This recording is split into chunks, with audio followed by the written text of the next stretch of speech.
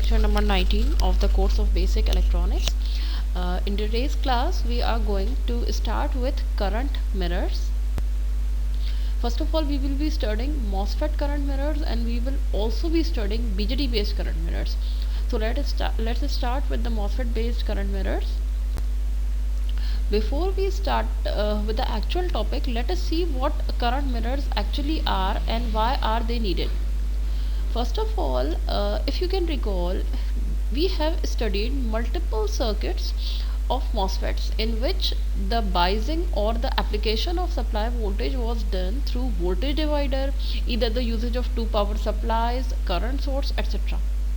कहने का मकसद है आपने मॉसफेट के बहुत सारे करंट सर्किट सॉल्व किए हैं जिसमें कि कहीं पे जो है वो रजिस्टर की मदद से मिला के करंट डिवाइडर बना दिया गया था, किसी के अंदर बेस पे ग्राउंड था, पॉजिटिव नेगेटिव सप्लाई थी विथ रजिस्टर्स, किसी पे डायरेक्ट करंट सोर्स लगी हुई थी ड्रेन ब्रांच के अंदर. तो ये जो सारे टेक्निक्स थे ये आपने पढ़े हैं जो कि मोस्टली रजिस्टर्स को यूज़ करते हुए बने थे. इन सारी टेक्निक्स के अंदर रजिस्टर्स की जो नंबर ऑफ रजिस्टर्स थे वो काफ़ी ज़्यादा थे. प्लीज़ नोट कि जब हम बात करते हैं चिप एरिया की, क्योंकि हमें बेसिकली हम ये डिज़ाइनिंग या जो इलेक्ट्रॉनिक्स पढ़ रहे हैं वो इस बेसिस से पढ़ रहे हैं कि हमें एंड में इन सबको फैब्रिकेट कराना है या चिप की फॉर्म में, आईसी की फॉर्म में लेके आना है.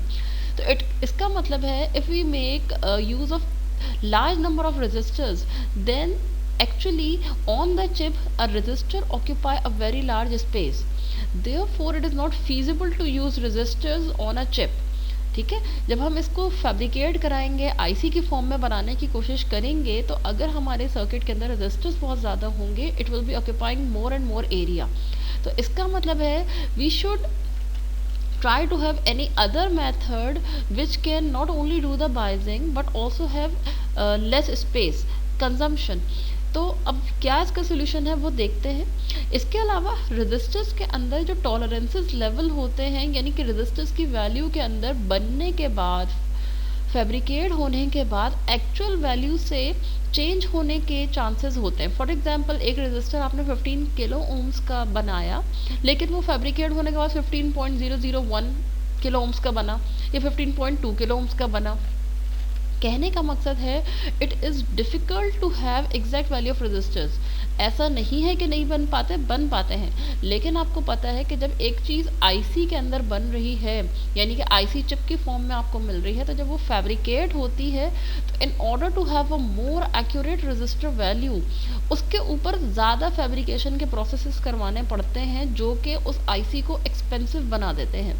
तो यहाँ पे ये भी बात पता चली कि ना सिर्फ रजिस्टर जो है वो चिप के एरिया को ज़्यादा से ज़्यादा कंज्यूम कर रहा होता है, but at the same time if you want to have accurate resistor values on the chip we need to have more processes on the chip, more fabrication steps on the chip, which increases the cost of that chip. So a better solution is that we try to use something else to bias the circuits or to turn on the MOSFETs or the BJTs. इसका solution क्या है कि transistor, बीजेटीज, एफटीज, हम इनकी ही मदद से कुछ ऐसा अरेंजमेंट करते हैं कि बीजेटी और एफटीज की मदद से सर्किट्स को ऑन कराते हैं. यानी कि फीजिबिलिटी इस चीज़ में होती है कि आईसी के ऊपर रजिस्टर भी बीजेटी का बना हुआ हो, कैपेसिटर भी बीजेटी का बना हुआ हो, इंडक्टर भी बीजेटी का बना हुआ हो, और बाकी सारा काम जो बीजेटी या एफटी कर रहे हैं वो भी एफटी का हो. मतलब मैं बीजेटी और एफटी दोनों के लिए ही सेम चीज़ यूज़ कर रही हूँ. तो कहने का मकसद ये हुआ कि now we will be studying circuits which are actually biasing circuits and which are used for MOSFETs to generate a specific current for any circuit. हम करते क्या हैं, वोल्टेज डिवाइडर में देखते हैं कि वोल्टेज डिवाइडर गेट पे कोई वोल्टेज देता है, ड्रेन के ऊपर रजिस्टर के साथ कोई वोल्टेज देता है, सोर्स पे कोई वोल्टेज देता है. हम वोल्टेज डिवाइडर में ये देखते हैं. अब हम देखेंगे ऐसे सर्किटरीज जो कि मॉसफेट को या बीजेटी को टर्न ऑन कराने में मदद देते हैं, और सिर्फ एक बीजेटी को टर्न ऑन नहीं कराते बल्कि हम उनकी मदद से सर्किट में एक जगह करंट प्रोड्यूस कर लेंगे और बाकी मुख्तलिफ जगहों पर उसी करंट को इस्तेमाल कर रहे होंगे. तो देखते हैं, let us see how this scheme works. We are going to study MOS current source or the MOS current mirror first. MOSFET based amplifiers के अंदर मॉसफेट करंट सोर्सेज यूज होते हैं. This is actually the circuit diagram of a MOSFET based current source. अगर कोई ऐसी IC होगी जिस पे मॉसफेट्स लगे हुए हैं तो उसको टर्न ऑन कराने के लिए ऐसा सर्किट जो है वो इस्तेमाल हो रहा होगा. इनफैक्ट मैं इस पॉइंट को इस पार्ट को मेंशन करूं तो ये जो पार्ट है वो करंट सोर्स कर रहा है या करंट जो है वो जनरेट कर रहा है, और Q2 को एक ऐसा ट्रांजिस्टर दिखाया है which is using that generated current. अच्छा, इनका तरीकाकार क्या होता है कि सर्किट में या चिप के ऊपर किसी एक जगह करंट प्रोड्यूस कर लिया जाता है और बार बार वही करंट आगे यूज़ किया जाता है. जैसे कि Q1 की मदद से करंट प्रोड्यूस कर लिया गया, Q2 के अंदर यूज़ किया गया. अभी आगे ऐसा सर्किट भी आपको दिखाया जाएगा जिसके अंदर एक से ज़्यादा ट्रांजिस्टर्स जो है वो इस जनरेटेड करंट को इस्तेमाल करते हुए नज़र आ रहे होंगे. अच्छा, इस सर्किट का जो मेन पार्ट है वो है ट्रांजिस्टर Q1. Q1 एक्चुअली में करंट प्रोड्यूस करने में हेल्प कर रहा है और एक जगह सप्लाई लगी हुई होगी VDD की और ग्राउंड की, यानी जो पावर सप्लाई होगी उस सर्किट में एक ही जगह लगा रहे होंगे और वो मुख्तलिफ ट्रांजिस्टर्स के अंदर करंट रेप्लिकेट करा रहा होगा.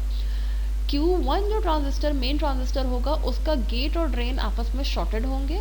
किसी भी ट्रांजिस्टर का गेट ड्रेन शॉर्टेड होने का मतलब ये है कि वो सैचुरेशन रीजन में काम कर रहा है और उसके करंट की इक्वेशन डिफाइंड होगी वो कि ये है. अब अगर मैं नोट करूं तो Q1 का ड्रेन और गेट वोल्टेज सेम है, यानी कि जो इसका VD है वही इसका VG है. और मैं ये भी नोट कर सकती हूँ कि इसका सोर्स वोल्टेज जो है वो बेसिकली ज़ीरो है.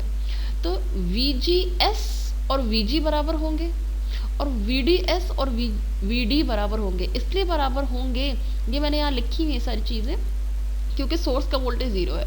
VD और VDS बराबर है because source voltage is zero.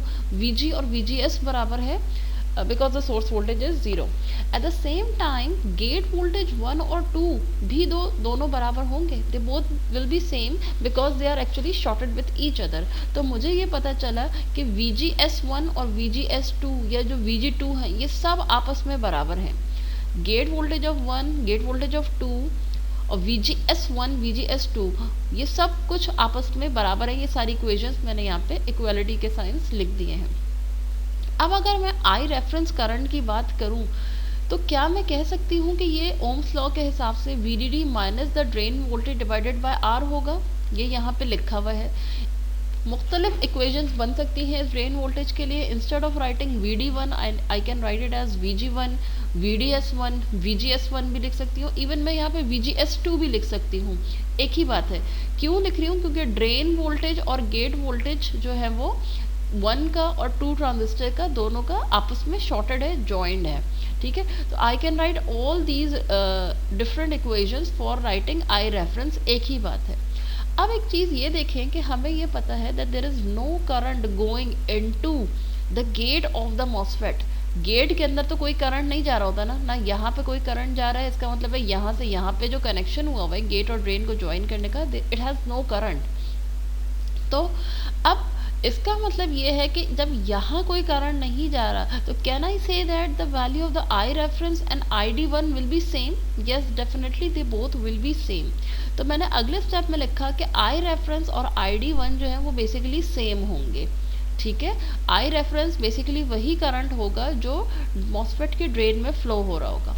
Eight the same time output current basically वो करंट है which is actually the drain current of transistor Q2. तो मैंने क्या लिखा है कि I not drain current of 2 के बराबर है और इसकी इक्वेशन ये हो सकती है. प्लीज़ नोट कि मैंने Q2 को खुद से सैचुरेशन में इसलिए दिखाया है कि अगर Q1 ट्रांजिस्टर सैचुरेशन में है तो जो Q2 ट्रांजिस्टर है उसको भी सैचुरेशन में होना चाहिए, क्योंकि जो इसका गेट वोल्टेज है वो इसका सोर्स वोल्टेज है. ठीक है, अगर Q2 सैचुरेशन में होगा तो ऑटोमेटिकली उसका जो I नॉट करंट है वो I रेफरेंस के बराबर प्रोड्यूस होगा. करंट सोर्स का काम क्या है कि ये जो Q1 ट्रांजिस्टर है ये करंट प्रोड्यूस कर रहा है. Q2 ट्रांजिस्टर इस करंट को यूज़ कर रहा है. कैसे यूज़ कर रहा है कि Q2 के गेट को लाके Q1 के गेट से कनेक्ट कर दिया गया और इसका मतलब ये हुआ कि हमने इसका और इसका VGS सेम कर दिया. Q2 उसी कंडीशन में I नॉट I रेफरेंस के बराबर देना शुरू कर देगा जब Q2 के ड्रेन पे वही वोल्टेज अपीयर होगा जो इसके ड्रेन पे अपीयर हो रहा है. तो चूंकि हम अज्यूम कर रहे हैं कि इस वक्त ये जो Q2 ट्रांजिस्टर है, आई नॉट और आई रेफरेंस इसके एक दूसरे के बिल्कुल करीब होंगे, वी अज्यूम कि जो आई नॉट है Q2 का वो ID2 सैचुरेशन करंट के बराबर है। इसलिए बराबर है कि हम अज्यूम करें कि दोनों के ड्रेन वोल्टेजेस बराबर हैं। ठीक है, हम अज्यूम करें कि Q1 is also working in such, Q1 तो सैचुरेशन में है, Q2 का V नॉट भी VD के ही बराबर आ रहा है, तभी तो वो आई नॉट आई रेफरेंस इतना प्रोड्यूस कर रहा है। तो मैंने Q2 के करंट को भी सैचुरेशन का करंट दिखाया। ओके, तो Q2 जो है उसका जो करंट है, हम अज्यूम करेंगे Q2 भी सैचुरेशन में, दायरा उसका सैचुरेशन करंट ये हो जाएगा। इक्वेशन नंबर 1 और 2, यानी कि इक्वेशन नंबर 1 थी ID1 यानी कि Q1 का करंट, और ID2 बेसिकली Q2 का करंट। ID1 की जगह बेसिकली हम कह सकते हैं कि ये I रेफरेंस है, और ID2 बेसिकली I नॉट हमारा आउटपुट करंट है। तो अगर मैं आउटपुट करंट और इनपुट करंट का रिलेशन निकालूं, आई रेफरेंस बेसिकली ID1 है आपका, और आई आउट बेसिकली आपका ID2 है। तो इन दोनों के अंदर अब आप नोट करेंगे कि दोनों का करंट अगर सैचुरेशन है, दोनों का मोड सैचुरेशन है, तो हाफ से हाफ कट जाएगा, KN कट जाएगा, VGS माइनस VT भी दोनों का कैंसिल आउट हो जाएगा, इसलिए कि दोनों के जो गेट्स हैं वो आपस में जॉइंट है, सोर्स आपस में जॉइंट है, तो दोनों का VGS माइनस VT सेम है। चेंज क्या रह जाएगा, W/L, जिससे पता चलेगा कि आई नॉट ओवर आई रेफरेंस बराबर है W/L2 ओवर W/L1 के। ये इस इक्वेशन से बहुत क्लियरली नजर आ रहा है कि आई नॉट और आई रेफरेंस W/L2 ओवर W/L1 के बराबर है। इसका मतलब क्या हुआ कि अगर मुझे इस सर्किट से यानी कि Q1 की मदद से कोई करंट जनरेट करके Q2 को देना है, जिसमें से कि मैं चाह रही हूँ कि Q2 बिल्कुल आई रेफरेंस जैसा करंट प्रोड्यूस करे, यानी कि आई नॉट बिल्कुल आई रेफरेंस के बराबर हो, तो मैं इसमें क्या चेंज करूं कि आई नॉट आई रेफरेंस के बराबर आ जाए। देखें, अगर मैं W/L2 यानी साइज ऑफ ट्रांजिस्टर 2 को एग्जैक्टली साइज ऑफ ट्रांजिस्टर 1 के बराबर रख दूं, तो ये और ये फैक्टर कैंसिल हो जाएगा और आई नॉट आई रेफरेंस के बराबर आ जाएगा। जाहिर है ये चीज क्रॉस होकर ऊपर चली जाएगी। तो पता ये चल रहा है कि if I want I naught exactly equal to I reference, what I can do, I can keep W/L of 1 is equal to the W/L of 2। दोनों को अगर मैं बराबर रखूंगी तो जितना आई रेफरेंस होगा आई नॉट उतना ही का उतना प्रोड्यूस हो जाएगा। इस स्पेशल केस में जब आई नॉट और आई रेफरेंस बराबर हैं तो ये सर्किट करंट सोर्स नहीं करंट मिरर कहलाएगा, क्योंकि Q2 एग्जैक्टली वही करंट प्रोड्यूस करके दिखा रहा है जो कि आई रेफरेंस है। It is actually mirroring the current I reference, that is why it will be called as the circuit will be called as a current mirror. लेकिन क्या ये ज़रूरी है कि हमेशा जो ट्रांजिस्टर यहाँ आके लगे उसको हमेशा आई रेफरेंस जितना करंट ही चाहिए हो? उसको कोई डिफरेंट करंट भी तो चाहिए हो सकता है। तो ये कैसे हो सकता है? ये ऐसे हो सकता है कि सपोज करें मुझे आई नॉट चाहिए 2 टाइम्स ऑफ आई रेफरेंस, तो मैं क्या करूं? यस, अगर मुझे आई नॉट चाहिए 2 टाइम्स ऑफ आई रेफरेंस, तो मैं W/L1 और W/L2 को क्या एडजस्ट करूं कि आई रेफरेंस जो है वो I naught 2 times of I reference के बराबर आ जाए। अब ये बात मेरी समझ में आ रही है? तो अगर मैं एडजस्ट कर दूं W/L1 और ये जो W/L2 है, मैं इसमें क्या चेंज करूं कि मैं W/L2 को 2 टाइम्स ऑफ W/L1 रख दूं, तो क्या होगा? जरा रख के देखें इसे। तो इससे ये होगा कि W/L1 से W/L1 कैंसिल हो जाएगा और ये जो 2 है यहाँ पे आ जाएगा और आई नॉट आई रेफरेंस के बराबर आ जाएगा। यही चीज़ बेसिकली मैंने यहाँ करके दिखाई है सॉल्व करके, कि अगर मैं W/L2 को 2 टाइम्स रख देती हूँ W/L1 के, तो I naught 2 times of I reference के बराबर आ जाएगा। ठीक है, इसी तरह से मैं कोई भी सेट कर दूं, अगर मुझे 3 टाइम्स ऑफ आई रेफरेंस चाहिए आई नॉट, तो मैं W/L2 को 3 टाइम्स ऑफ आई रेफरेंस कर दूं। अगर मुझे आधा चाहिए, हाफ, अगर मुझे आई नॉट आई रेफरेंस का आधा चाहिए, तो मैं क्या करूं? W/L2 को हाफ ऑफ W/L1 रख लूं। तो ये सारी चीजें वैल्यू पुट करके आप डिफरेंट आई नॉट की वैल्यूज हासिल कर सकते हैं इसी करंट मिरर के सर्किट से, using same I reference current. In this slide there is nothing too much difficult. बस ये जो सर्किट जो आपने बेसिक करंट सोर्स का पढ़ा है, मॉसफेट करंट सोर्स का, इसमें instead of drawing a resistor over here, we can also replace it with a current source। Basically हम दिखाना ये चाह रहे हैं कि ये वाला जो पार्ट है बेसिकली यहाँ पे करंट प्रोड्यूस करके दे रहा है, which is called as I reference. So sometimes instead of drawing this resistor, what we do, we draw a current source symbol and say कि यहाँ पे जो करंट I है वो I रेफरेंस के बराबर प्रोड्यूस हो रहा है. ठीक है, this is just another representation of the same circuit and nothing else. Okay, अभी तक हमने स्टडी किया है that the transistor Q2 will be operating in saturation region if it has to mimic or to generate a current similar to I reference. ठीक है, जिसमें कि हमने ये भी अज्यूम किया है कि दोनों के ज़ाहिर है जब गेट वोल्टेज सेम है, दोनों का सोर्स वोल्टेज सेम है, तो जब दोनों का ड्रेन वोल्टेज सेम होगा तो आई नॉट आई रेफरेंस के बराबर आएगा, प्रोवाइडेड दैट के W/L ऑफ 1 और W/L ऑफ 2 जो है वो सेम हो. अच्छा, अगर हम Q2 को कह रहे हैं कि it is in saturation region तो होना क्या चाहिए? NMOS के लिए मैंने सैचुरेशन की कंडीशन लिखी है कि VDS2 को VGS2 माइनस VD से बड़ा होना चाहिए, और VDS2 ट्रांजिस्टर Q2 का क्या है? V0 है, यानी कि V0 की वैल्यू को VGS2 माइनस VD से बड़ी रहनी चाहिए for Q2 to be in saturation. अब अगर सपोज करें किसी वजह से अगर करंट I0 में चेंज आता है, देखिए बात सारी ये है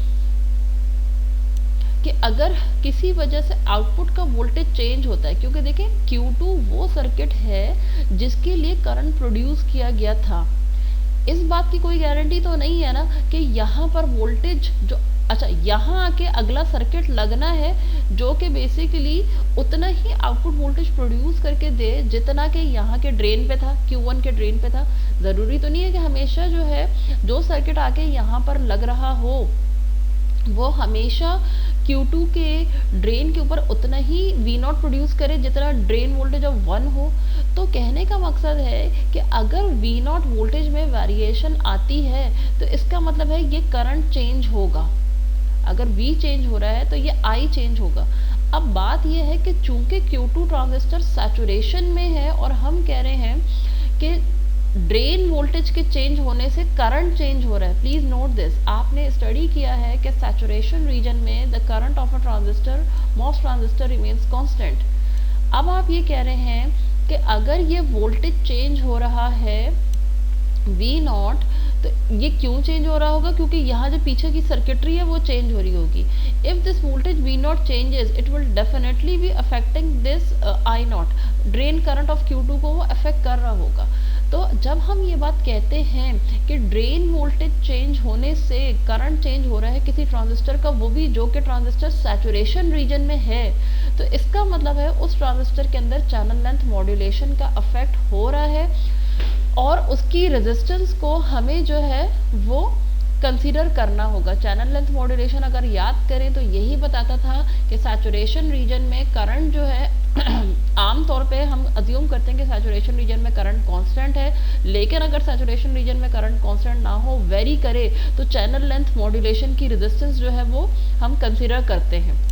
इसका मतलब है ये रेजिस्टेंस उसके अंदर मौजूद है जब भी ये अफेक्ट आ रहा है. अब मैं पुरानी डिटेल में चैनल लेंथ मॉड्यूलेशन की नहीं जा रही हूँ. तो हमें पता ये चला कि जो Q2 ट्रांजिस्टर है उसकी R0 रेजिस्टेंस को हम इग्नोर करके कैलकुलेशन नहीं कर सकेंगे, बल्कि हमें उसकी R0 को लेना होगा क्योंकि ये सैचुरेशन में होता है और इसका करंट चेंज हो रहा होता है. ठीक है, इस पूरी इनफैक्ट इतनी बड़ी सी स्लाइड का जो समरी है वो सिर्फ एक बात थी, वो ये कि जब हम मॉडल बना रहे होंगे इस ट्रांजिस्टर का, स्मॉल सिग्नल एनालिसिस करेंगे इस करंट सोर्स का, तो हम Q2 के लिए R0 कंसिडर कर रहे होंगे. क्यों कर रहे होंगे? जिसका रीज़न मैंने अभी ये दिया कि V0 ड्रेन का वोल्टेज जब चेंज हो रहा होगा तो इसका करंट जो है वो चेंज होता हुआ नज़र आ रहा होगा. इस चीज़ को थियोरेटिकली और जो थियोरेटिकली अपनी कैलकुलेशन में इंक्लूड कराने के लिए हम सर्किट के मॉडल में R0 लेके चलेंगे ताकि हम इस चीज़ को कवर अप कर सकें कि हाँ V0 के चेंज होने से इस सर्किट का जो करंट है वो चेंज होने का चांस है. R0 की यही इक्वेशन है, वो VA/ID2 के बराबर होगा. VA वोल्टेज जितना ज़्यादा होगा अर्ली वोल्टेज और ट्रांजिस्टर की लेंथ जितनी ज़्यादा होगी R0 की वैल्यू उतनी ही ज़्यादा होगी. हम किसी भी करंट सोर्स के अंदर R0 की जो रेजिस्टेंस है उसकी वैल्यू को ज़्यादा चाह रहे होते हैं। क्यों चाह रहे होते हैं कि आगे जाके अभी आप पढ़ेंगे कि ये करंट सोर्स पूरा का पूरा एक लोड रजिस्टर के तौर पे इस्तेमाल हो रहा होगा, यानी कि पूरा का पूरा करंट सोर्स रजिस्टर की जगह पे लगा होगा, ये एक रजिस्टर की तरह बिहेव कर रहा होगा। तो उस केस में अगर इस करंट सोर्स की जो रेजिस्टेंस है वो ज़्यादा होगी तो वो बड़ा रजिस्टर के तौर पे बिहेव कर रहा होगा और बड़ा गेन दे रहा होगा। आपको पता है गेन के अंदर GM इंटू R होता है गेन। तो अगर वो रेजिस्टर वाला काम ये करंट सोर्स कर रहा है तो इसकी रेजिस्टेंस जितनी ज़्यादा होगी उतना गेन आपको ज़्यादा देगा। तो अब हमें पता ये चल रहा है कि करंट सोर्स के आउटपुट से झांकने पर कोई रेजिस्टेंस R आउट नज़र आती होगी। वो क्या रेजिस्टेंस होती होगी? वो उस ट्रांजिस्टर की रेजिस्टेंस होगी जो आउटपुट टर्मिनल पे हमें नज़र आ रहा है। ठीक है, अब हम अगले स्टेप में इस करंट सोर्स की देखेंगे कि आउटपुट टर्मिनल से देखने पर आर आउट इसकी क्या कैलकुलेट होके आ रही है। हमें करना क्या है, हमें जो भी आर आउट इसकी आ रही है उसकी वैल्यू ज़्यादा चाहिए, क्योंकि current load will be serving as a resistor in different amplifiers, in specially differential amplifier जो आपने अभी आगे पढ़ना है। तो जब डिफरेंशियल एम्पलीफायर का लोड रजिस्टर ये करंट सोर्स होगा तो इसका मतलब डिफरेंशियल एम्पलीफायर का गेन इसकी रेजिस्टेंस पर डिपेंड कर रहा होगा, क्योंकि ये रजिस्टर का काम कर रहा है। तो जितनी इसकी रेजिस्टेंस ज़्यादा होगी उतना ही गेन ज़्यादा होगा। So that is why we need high output resistance of this current source. तो करंट सोर्स का एक और काम पता चल गया, वो ये कि करंट सोर्स ना सिर्फ करंट रिप्रोड्यूस करके दे रहा होता है आई रेफरेंस और आई नॉट आई रेफरेंस जितना, but at the same time it acts as a load resistor for differential amplifier. और इस वजह से हम चाहते हैं कि इसकी आउटपुट रेजिस्टेंस जो है वो बहुत ज़्यादा हो, ताकि जब ये डिफरेंशियल एम्पलीफायर के लोड के तौर पे लगे तो ये हाई गेन देता हो। इस पूरी स्लाइड का सिर्फ समरी ये थी कि आउटपुट के ऊपर जो करंट सोर्स है वो आर नॉट रेजिस्टेंस ऑफर कर रहा होता है। Okay, so now in this slide we are actually trying to find out the output resistance of the basic MOS current source। ये ट्रांजिस्टर बेसिकली Q2 है। Q2 के basically Q2 transistor है जिससे हम बेसिकली आउटपुट ले रहे हैं। जो भी आके लगने वाला सर्किट है जिसको के करंट चाहिए होगा वो हम बेसिकली यहाँ पर लगाएंगे। ठीक है, तो उस लगने वाले सर्किट को इस Q2 की कितनी रेजिस्टेंस दिखाई दे रही होगी, for this purpose we will be looking into the drain terminal of this transistor Q2। तो इसके लिए मैंने क्या किया है, Q2 के जो कांस्टेंट वोल्टेजेस हैं, Q2 के जो गेट पे वोल्टेज होगा वो कांस्टेंट होगा VGS, इसलिए मैंने उस कांस्टेंट करंट की जगह कांस्टेंट सप्लाई वोल्टेज की जगह पे क्या दिखाया है, गेट टर्मिनल को मैंने ग्राउंडेड दिखाया। Q2 के गेट पे AC वोल्टेज नहीं था, Q2 के गेट के ऊपर एक DC वोल्टेज VGS था, मैंने इसको यहाँ से इस वक्त ऑफ दिखाया हुआ है, आई मीन इसको ग्राउंडेड दिखाया हुआ है, सोर्स ग्राउंडेड है। जब Q2 का गेट और सोर्स दोनों ग्राउंडेड होंगे तो इसका जो VGS होगा वो ज़ाहिर है ज़ीरो हो जाएगा। तो उस लिहाज से Q2 का जो करंट सोर्स मैंने GM VGS दिखाया है, इसमें ये जो VGS2 है यकीनन ये ज़ीरो हो जाएगा। तो एक तरह से देखा जाए कि करंट सोर्स भी नहीं रहेगी। Q2 के ड्रेन से चूंकि आप देख रहे हैं तो Q2 के ड्रेन से देखने पर R02 इसकी जो रेजिस्टेंस है वो अब आपको नज़र आ रही होगी। ये करंट सोर्स ऑल्दो लगी हुई है, ये पूरा Q2 का मॉडल है, ऑल्दो ये करंट सोर्स लगी हुई है, बट VGS2 के ज़ीरो होने की वजह से ये पूरा फैक्टर जो है वो ज़ीरो हो गया, 0 इंटू GM2 ज़ीरो। तो अब अगर कोई करंट सोर्स बेसिकली इस टर्मिनल से आप देखेंगे Vx सप्लाई अगर आप लगाते हैं तो क्या होगा, Ix और IR02 will be the same currents, Ix और IR02 बराबर होंगे क्योंकि VGS2 ज़ीरो हो गया, GM VGS2 बराबर होगा। तो Ix और IR02 अगर ओम्स लॉ से फाइंड करें तो इस पॉइंट का वोल्टेज है Vx और इस पॉइंट का वोल्टेज है zero. Vx minus zero divided by R02 किसके बराबर होगा, IR02 या Ix के बराबर होगा।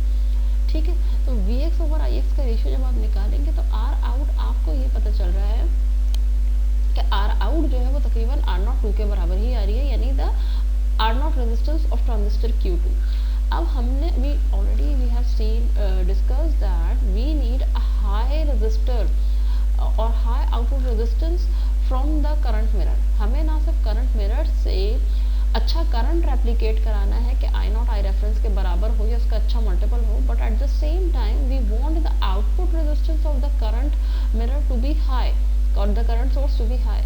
इस सिंपल करंट सोर्स की जो आउटपुट रेजिस्टेंस है that is R naught two only, we want it to be increased. अब अगले जो करंट मिरर्स आएंगे या करंट सोर्सेज जो आएंगी वो ना सिर्फ इस बात पे फोकस कर रही होंगी कि आई नॉट और आई रेफरेंस जो है वो एक दूसरे के करीब आ जाए, सिमिलर आ जाए या अच्छे तरीके से मल्टीपल प्रोड्यूस हो जाए, but at the same time they will also be trying hard to increase the output resistance of the current mirror. So now let us see into more current source circuits. अच्छा, before we move to improved current sources, we should also see a current steering circuit here. Where here you can see that Q1 and Q2 are similar to the current source that you have just studied.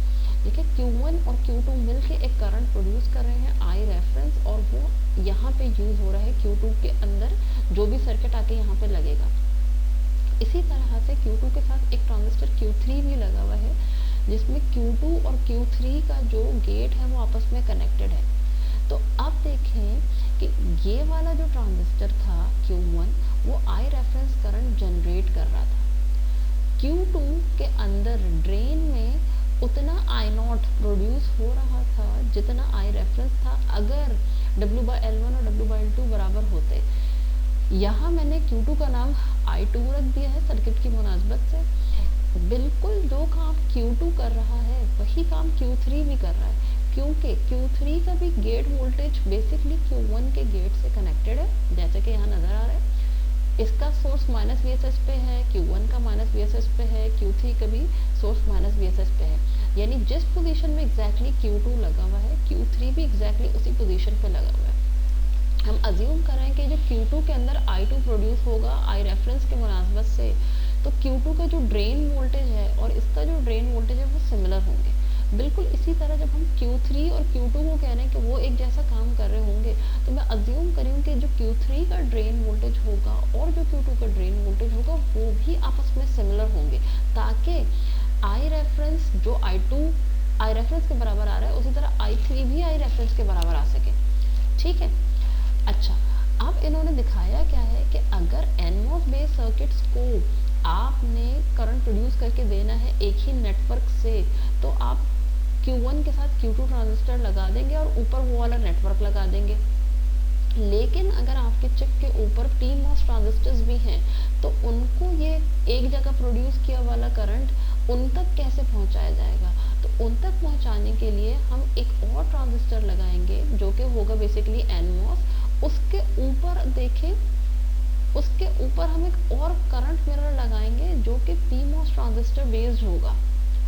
ये current mirror I reference जो produce कर रहा था, ये आई reference I3 के मुनासबत से, और आई reference की हम अभी एक इक्वेशन देख लेते हैं कि I3 आई रेफरेंस के मुनासबत से प्रोड्यूस हो रहा होगा। I3 और I4 करंट सेम होंगे। कैसे सेम होंगे? कि जब दो ट्रांजिस्टर सीरीज में लगे होते हैं तो उनका करंट सेम होता है। तो इसका मतलब है Q3 जितना भी करंट यहाँ पे I3 प्रोड्यूस हो रहा होगा because of the I reference, I4 भी बिल्कुल उतना ही होगा क्योंकि दोनों सीरीज में लगे हुए।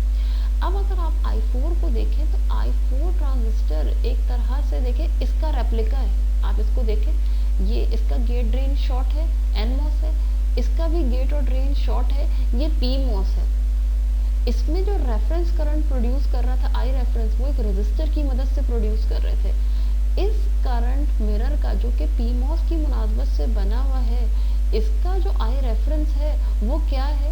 इसका आई रेफरेंस इस Q3 ट्रांजिस्टर की मदद से प्रोड्यूस किया जा रहा है। तो अगर किसी जगह NMOS ट्रांजिस्टर की मदद से करंट प्रोड्यूस हो रहा है और उसको अब आप PMOS के अंदर यूज करना चाह रहे हैं, तो दिस इज द वे कि आप उसके साथ एक और ट्रांजिस्टर लगाएंगे जो कि आई रेफरेंस I3 के मुनासबत से W/L के हिसाब से दे रहा होगा।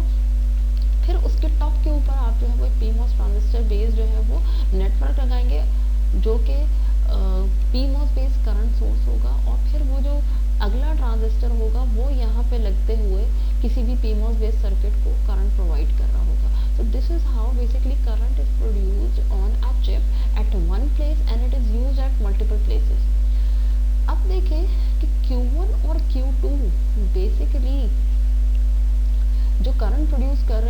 वो उसका मैंने रेशियो लिख दिया है कि I2 ओवर I रेफरेंस होगा Q2 का करंट, और वो किससे रिलेटेबल होगा एक दूसरे से, W/L2 ओवर W/L1। ये I2 ओवर I रेफरेंस कहाँ से आई है, मैं भी हमने पीछे सॉल्व किया था I0 ओवर I रेफरेंस। तो इस वक्त Q2 के करंट का नाम क्योंकि आपने I2 रख दिया है तो वो उसको I2 ओवर I रेफरेंस कर दिया है, और W/L2 W/L1। बिल्कुल Q2 वाला काम Q3 भी कर रहा है। तो अगर मैं I3 ओवर I रेफरेंस रखूँ जो कि यहाँ पे नजर आ रहा है, तो वो क्या हो जाएगा W/L3 divided by W/L1।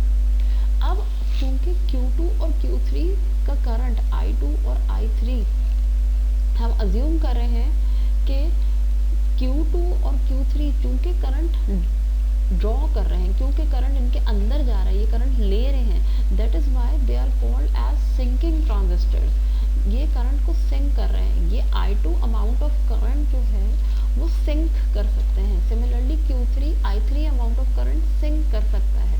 Sink करने का क्या मतलब है, it has the ability to take this much amount of current. अच्छा, ड्रेन वोल्टेजेस Q2 और Q3 का क्या होना चाहिए, प्लीज नोट कि इसका ड्रेन वोल्टेज Q2 का और जो Q3 का ड्रेन वोल्टेज है, ये दोनों सैचुरेशन में होंगे तो Q1 की तरह बिहेव करेंगे सैचुरेशन में, और फिर ये वाली जो इक्वेशंस होंगी वो वैलिड होंगी। तो क्या मैं कह सकती हूँ कि चाहे मैं किसी एक के लिए लिख लूँ VDS2 should be greater than VGS2 minus VT, या मैं लिख लूँ VDS3 should be greater then VGS3 minus VT, एक ही बात है। किसी एक को लेके चल लेते हैं। मैं किसी एक के लिए सैचुरेशन की कंडीशन फाइंड कर लेती हूँ, 2 के लिए 3 की भी बिल्कुल वैसी ही होगी, ठीक है, क्योंकि दोनों के गेट्स आपस में शॉर्टेड नजर आ रहे हैं। तो मैंने कहा drain voltage of 2 should be greater than VGS2 minus VT, VD2 minus VS, इसको मैंने एक्सपेंड कर दिया, बाकी VGS minus VT as it is रहा।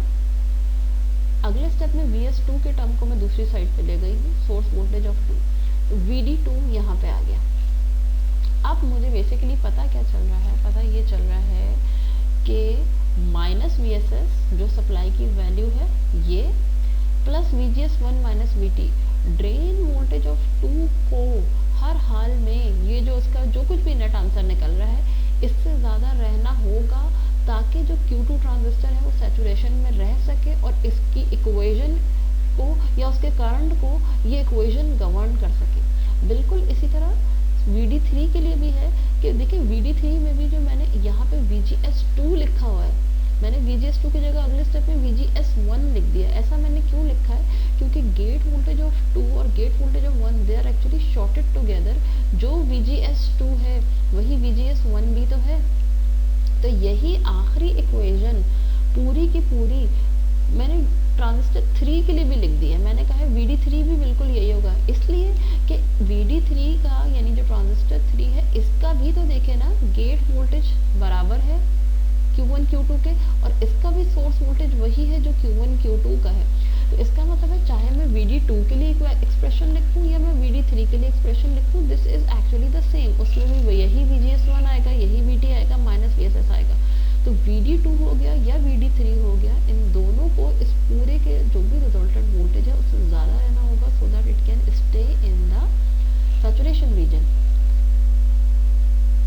Okay, continuing again with the previous circuit. अब फिगर को देख के ये बात बहुत क्लियर समझ में आ रही है कि I3 और I4 एक दूसरे के साथ सीरीज में है, ठीक है। और अगर I3 I4 सीरीज में है तो इसका मतलब है जो I3 है वही I4 होगा। अब इसका मतलब है अब हम इस वाले सर्किट के ऊपर आ गए जिसमें कि I4 ट्रांजिस्टर जो है वो एक रेफरेंस करंट के तौर पे एक्ट कर रहा है, क्योंकि वो देख लें कि जिस ट्रांजिस्टर के साथ गेट और ड्रेन टर्मिनल शॉर्टेड होता है उसका जो करंट होता है वो रेफरेंस करंट होता है। तो अब अगर मैं इस PMOS के पेयर को देखूं जो कि बेसिकली एक करंट मिरर बना रहा है, जो कि PMOS बेस्ड करंट मिरर बना रहा है, तो यहाँ Q4 ट्रांजिस्टर है जिसका गेट और ड्रेन आपस में शॉर्टेड है, और इसका ये जो टर्मिनल है जिसपे जो करंट आ रहा है वो I4 आ रहा है, यानी कि इस करंट मिरर का जो रेफरेंस करंट है वो बेसिकली I4 है।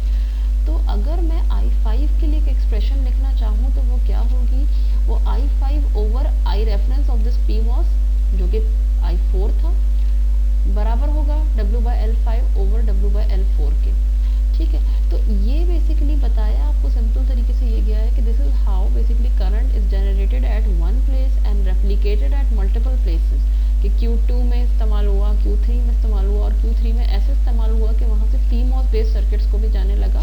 तो उन्होंने कुछ एग्जांपल्स आपको देके दिखाई हैं कि this is how basically current is generated and used. अच्छा, Q5 ट्रांजिस्टर भी एक ऐसा ट्रांजिस्टर है कि इसको जो है वो सैचुरेशन में रहना होगा, और ना सिर्फ Q5 को बल्कि Q4 Q5 दोनों को ही सैचुरेशन में रहना होगा अगर जो है वो बेसिकली इन्होंने नॉर्मल इस W/L वाले 5 W/L4 के रिलेशन को करेक्ट शो करना है। क्यों? क्योंकि ये रिलेशन आया ही उस इक्वेशन में था जिसमें कि पूरी सैचुरेशन की इक्वेशन ऊपर लिखी थी I5 की, सैचुरेशन की पूरी इक्वेशन लिखी हुई थी I4 की, और फिर उसमें से सिमिलर टर्म्स कैंसिल आउट होकर ये W/L5/W/L4 बचा है। तो इसका मतलब है इस करंट मिरर का ये जो स्टीयरिंग सर्किट है इसका पूरा ऑपरेशन डिपेंड कर रहा है इस चीज़ पे कि ये पूरा जो सर्किट है तमाम ट्रांजिस्टर सैचुरेशन में हो। तो ये दिखाने के लिए कि ये जो ट्रांजिस्टर Q5 या Q4 है ये दोनों सैचुरेशन में अगर होंगे तो क्या सिचुएशन बनती है। सैचुरेशन के लिए मैंने PMOS की कंडीशन लिख दी, VDS कम होना चाहिए VGS माइनस VTP से। ये आपको पता है कि PMOS की जो सैचुरेशन की कंडीशन है वो NMOS के ट्रायोड से मिलती है। जब यहाँ लेस देन का साइन आया है मैंने इसको क्या किया है VD और VS को अलग अलग कर लिया, ठीक है, VD5 माइनस VS5 कर दिया।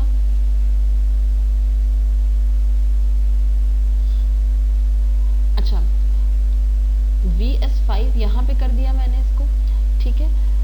अब एक चीज़ ये कि सोर्स वोल्टेज ऑफ 5 किस वोल्टेज पे कनेक्टेड है। Source voltage of 5 is connected to the VDD supply, मैंने इसकी जगह VDD लिख दिया, plus VGS5 as it is आ गया minus VTP as it is आ गया।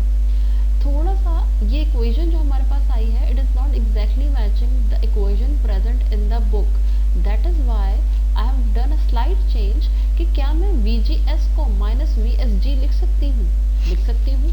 तो अगले स्टेप में मैंने VDD एज इट इज़ लिख दिया, प्लस VGS5 को मैंने माइनस ऑफ VSG5 लिख दिया। This is actually the same thing, सिर्फ साइंस उल्टे कर दिए गए। और माइनस VTP जो ये यहाँ पे लिखा हुआ है इसका क्या मतलब है। इसका मतलब है कि यहाँ पे मैं माइनस में माइनस साइन के साथ जो VTP भी जो मैं पुट करूँगी वो नेगेटिव होगा, तो अल्टीमेटली VTP का नेगेटिव और ये माइनस मिलके क्या बन जाएंगे, प्लस बन जाएंगे, ठीक है। So both these things, VTP की वैल्यू जो कि नेगेटिव है और ये जो माइनस है ये खुद भी एक नेगेटिव है, दोनों के नेगेटिव को मिला के यहाँ पे मैंने पॉजिटिव लिखा, और मैंने कहा यहाँ जो मैं VTP की वैल्यू है वो अगर मैं इसका मैग्नीट्यूड पुट कर दूँ तो it will actually mean the same thing, ठीक है। तो प्लस VGS माइनस VTP लिखने के बजाय minus VSG5 plus magnitude of VTP लिखना, it's totally equivalent to this. और ये कन्वेंशन लिखने का तरीका हम पहले भी देख चुके हैं, ठीक है। तो एंड में हम ये कह सकते हैं कि चाहे VD5 अगर ऐसी वैल्यू का होगा तो भी Q5 ट्रांजिस्टर सैचुरेशन में रहेगा, और VD4 भी इसी वैल्यू का होगा तो ये Q4 और Q5 दोनों सैचुरेशन रीजन जो है वो मेंटेन कर सकते हैं। इम्पॉर्टेंट चीज़ अब यहाँ पे एंड में ये आ रही है कि Q4 के अंदर एबिलिटी है कि वो I4 करंट प्रोवाइड कर रहा है, ले नहीं रहा। Similarly Q5 also has the ability कि वो I5 amount of current provide कर रहा है। आप देखिए Q2 Q3 की एबिलिटी क्या थी, Q2 और Q3 की एबिलिटी थी कि वो I2 अमाउंट ऑफ करंट ले सकते थे, Q3 I3 amount of current ले सकता था, लेकिन Q4 और Q5 I4 और I5 अमाउंट वाला करंट दे सकते हैं।